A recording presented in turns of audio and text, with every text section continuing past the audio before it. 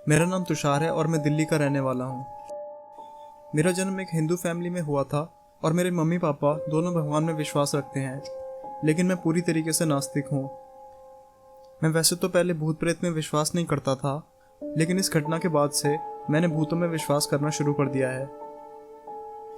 ये 2015 की बात है, जब मैं अपने कुछ दोस्तों के साथ मिलकर मनाली में ट्रैकिंग के लिए गया था। हिमाचल प्रदेश में मनाली हिल स्टेशन से करीब 30 किलोमीटर की दूरी पर एक छोटा सा गांव है जिसका नाम है नागर, और हम इसी जगह ट्रैकिंग के लिए गए थे। तो 5 मई 2015 को हम अपने टॉप मोस्ट कैंप नंबर 3 पर पहुंच गए।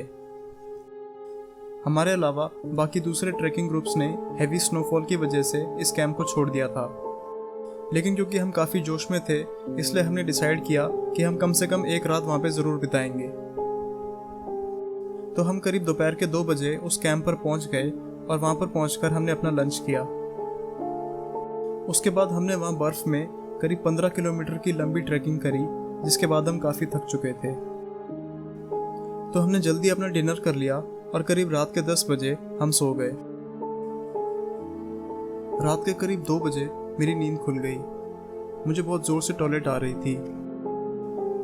हमारे ग्रुप लीडर ने हमें कहीं भी अकेले जाने से मना कर रखा था, यहाँ तक कि टॉयलेट के लिए भी, क्योंकि वहाँ से करीब 50 मीटर की दूरी पर ही एक बड़ा सा जंगल था और उस जंगल में बहुत सारे भेड़िए थे।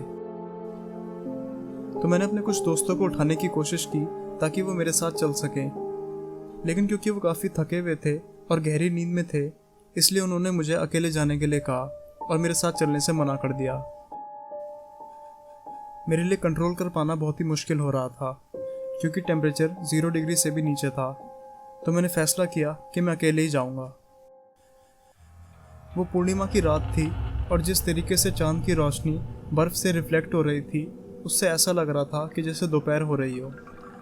मैं शर्त लगा सकता हूँ कि इससे ज़्यादा सुंदर नज़ारा मैंने कभी अपनी ज़िंदगी में नहीं देखा था। तो मैंने वहाँ के लैंडस्केप को थोड़ी देर एंजॉय किया और फिर मैं टॉयलेट के लिए चला गया। टॉयलेट करने के बाद जब मैं वापस अपने कैंप की तरफ लौट रहा था, तो मुझे कुछ भी दिखाई नहीं दे रहा था। वहाँ पर गुप्त अंधेरा छा रखा था। वहाँ पर कोई चीज़ मेरे व्यू को ब्लॉक कर रही थी और उसकी वजह से मुझे ठीक से दिखाई नहीं दे रहा था। मैंने ऊपर देखा तो मुझे 2 लाल आंखें दिखाई दी, जो मुझे बहुत गुस्से से घूर रही थी, जैसे कि मुझे बस मारने वाली हों। और फिर अगले ही पल एक झटके से वो भूत, प्रेत, राक्षस या जो भी वो चीज़ थी, वो मुझे अपनी तरफ खींचने लगी। मुझे नहीं पता कि जंगल में वो चीज़ क्या थी, पर वो जो कुछ भी था वो मुझे बहुत तेज़ी से जंगल में घसीट रहा था। डर के मारे मैं ज़ोर ज़ोर से मदद के लिए चीखने लगा। डर के मारे मैं इतना सहम गया था कि मैंने अपनी आंखें बंद कर ली थी, और कुछ देर बाद जब मैंने अपनी आंखें खोली तो मुझे अपने सामने क्रॉस दिखाई दिया, जैसा कि कब्रिस्तानों में कब्र के ऊपर इस्तेमाल किया जाता है। तो मैंने वापस ऊपर देखा तो मुझे फिर से वो 2 लाल आंखें दिखाई दी। जैसे ही मैंने उनको देखा तो मेरे रोंगटे खड़े हो गए। उसे देखते ही मेरी आंखों के सामने अंधेरा छा गया और मैं बेहोश हो गया। करीब 15-20 मिनट बाद मुझे होश आया और मैंने उठकर देखा कि मेरे दोस्त मेरे आसपास खड़े थे। उन्हें अपने आसपास देखकर मैं काफ़ी खुश था, लेकिन अभी भी उस घटना की वजह से मैं काफ़ी डरा हुआ था। उन्हें मेरी चीखने की आवाज़ सुनाई दी थी और उन्होंने उस रास्ते को फॉलो किया जिस पे मेरे बॉडी घसीटने के निशान थे, और उसके ज़रिए ही वो मुझ तक पहुँचे थे। मैं खड़ा हुआ और मैंने देखा कि मेरी पूरी बॉडी खून से भीगी हुई थी, लेकिन वो मेरा खून नहीं था। वो खून सिर्फ मेरी बॉडी पर लगा हुआ था और मेरे नीचे ज़मीन पर जो बर्फ़ थी उस पर ज़रा भी खून नहीं लगा था। मुझे पता लगा कि हमारे कैंप के नीचे जो जंगल था, मुझे उस जंगल में एक कब्रिस्तान में घसीट कर लाया गया था। मुझे कोई ज़्यादा बड़ी गंभीर चोट तो नहीं आई थी, लेकिन वहाँ पर पड़ी हुई कुछ डंडियों की वजह से मुझे घसीटते वक्त मुझे कुछ स्क्रैचेस आ गए थे। लेकिन मेरे सर में इतनी ज़ोर से दर्द हो रहा था कि जैसे मानो कोई मेरे सर पे ज़ोर से हथौड़ा मार रहा हो। जब मेरे दोस्तों ने मुझसे पूछा कि क्या हुआ था, तुम चीख क्यों रहे थे और तुम बेहोश कैसे हो गए, तो मैंने उन्हें मेरे साथ जो कुछ हुआ था वो सब बता दिया। मेरी बातें सुनकर वो सब हैरान हो गए और थोड़े डर भी गए थे। किसी की भी कुछ समझ में नहीं आ रहा था। हम सब काफ़ी डरे हुए थे। हमारे ग्रुप में 6 लड़कियां थीं जो कि वहीं कैंप में हमारा इंतज़ार कर रही थीं। मेरी चीखों की आवाज़ सुनकर सभी लड़के तो उस जंगल में आ गए थे, लेकिन उन 6 लड़कियों ने सेफ्टी के लिए उसी कैंप में रुकने का फैसला किया था। तभी हमारे ग्रुप लीडर ने कहा कि हमारा इस जंगल में ज़्यादा देर रुकना ठीक नहीं है, और वैसे भी कैंप में लड़कियां हमारा इंतज़ार कर रही हैं, उनको वहाँ पे अकेले रखना ठीक नहीं है, और हम तुरंत अपने कैंप की तरफ चल पड़े।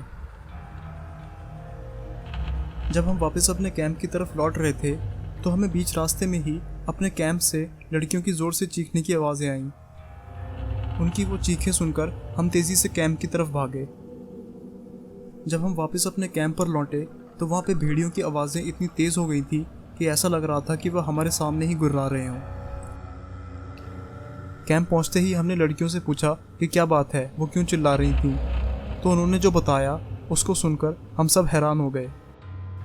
उन्होंने बताया कि उनके ग्रुप में जो सबसे छोटी लड़की थी, जो सिर्फ 8 साल की थी, उसके ऊपर कोई आत्मा आ गई थी और वो इतनी देर से चीखने चिल्लाने में लगी हुई है। क्योंकि वो बहुत ही छोटी थी, इसलिए हम सब ने उसे बहुत ही आसानी से काबू में कर लिया और थोड़ी देर में वो शांत हो गई। उसके ऊपर जो कुछ भी आया था वो अब जा चुका था, लेकिन वो इतनी सहमी हुई थी कि वो कुछ भी बोल नहीं पा रही थी। उसके बाद तो किसी को भी नींद नहीं आई। हम सब कैंप फायर के आसपास बैठ गए थे। मेरी हालत उस वक्त बहुत ही गंभीर थी। तो सुबह करीब 9 बजे हमने फैसला किया कि हम अपनी बाकी बची हुई ट्रैकिंग को कैंसिल कर रहे हैं और दोपहर को करीब 12:30 बजे तक हम वापस अपने बेस कैंप पर लौट गए। जब हम वापस अपने बेस कैंप पर लौटे और जब हमने वहाँ पर सबको बताया कि वहाँ ऊपर हमारे साथ क्या क्या हुआ था, तो वो सब लोग हैरान हो गए कि मैं जिंदा कैसे था। वहाँ के लोकल लोगों ने और बेस कैंप के लीडर ने हमें बताया कि वहाँ ऊपर जिस चीज़ को भी हमने देखा या जिन चीज़ों से भी हमारा सामना हुआ, वो दरअसल ब्रिटिश ट्रैकर्स के भूत थे, जिनको कि वहाँ के लोकल लोगों ने मार दिया था। यह घटना इंडिया के इंडिपेंडेंस से भी पहले की है, जब यहाँ के लोकल लोगों और ब्रिटिश सोल्जर्स के बीच में मुठभेड़ होती रहती थी। उन्होंने ये भी बताया कि उस जंगल से वापस कोई भी जिंदा नहीं लौटा है और मैं पहला ऐसा इंसान हूँ जो जिंदा वापस आया था। उनकी बातें सुनकर मैंने भगवान से मुझे बचाने के लिए शुक्रिया अदा किया। वहाँ के कुछ और लोगों से बात करने के बाद और इंटरनेट पे सर्च करने के बाद मुझे पता चला कि जंगल में जिस चीज़ से मेरा सामना हुआ था वो एक ब्रिटिश सोल्जर का भूत था, जिसे कि घसीटकर उस जंगल में ले जाया गया था और वहाँ उसे मारकर उसकी लाश को वहाँ भेड़ियों के लिए छोड़ दिया गया था। जिन जिन सोल्जर्स को मारा गया था, ब्रिटिश ऑफिसर्स ने उन सब के लिए वहाँ पर एक छोटा सा कब्रिस्तान बनाया था।